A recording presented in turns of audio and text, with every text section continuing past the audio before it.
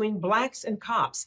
That's also the subject of a more personal talk African American parents have had with their kids for years. My parents had it with me and my sister. My husband's parents had it with him, and all of our friends. We know that when you mention the talk, you're referring to the conversation you have about interacting with law enforcement.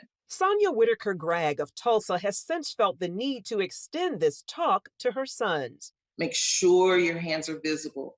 Don't put them in your pockets. You can't reach for anything. The key, the objective, is for you to come home alive. Gragg first shared this message when they were younger. She recalled telling the boys why they even needed to be cautious playing with their water guns.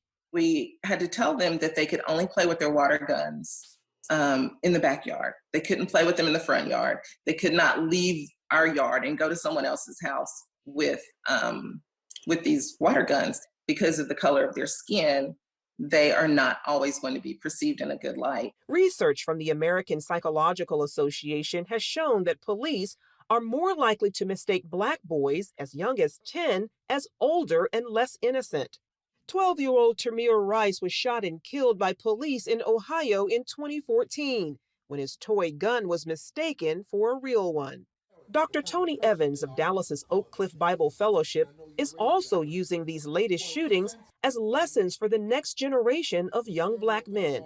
I just wanted my grandsons and reminding my sons too that because that propensity is there, you have the responsibility to do everything you can to de-escalate a situation because you never know when it could go left. He shared about being racially profiled as a teenager. I was driving in a white neighborhood and they wanted to know why I was there and what right I had to be there. They pulled me over, held me for an hour. And it was just because of the color of my skin. Pastor Darrell Scott of Cleveland, Ohio, recently spoke on Capitol Hill about the need for law enforcement to end this profiling, along with excessive force. Scott also enlightened Congress on the reasons behind the talk. I can testify of giving my grandson, who is now of driving age, the talk of how to properly behave if pulled over by police because he had the question of a very real fear of the possibility of death at the hands of police. In fact, my very first interaction with police when I was 13 years old resulted in me being roughed up. That sentiment motivated Gragg to write Momma, Did You Hear the News?, an effort to help more black parents facilitate the talk with their kids. In it, she outlines 5 practical steps using the phrase alive to guide young black youth through their interactions with law enforcement.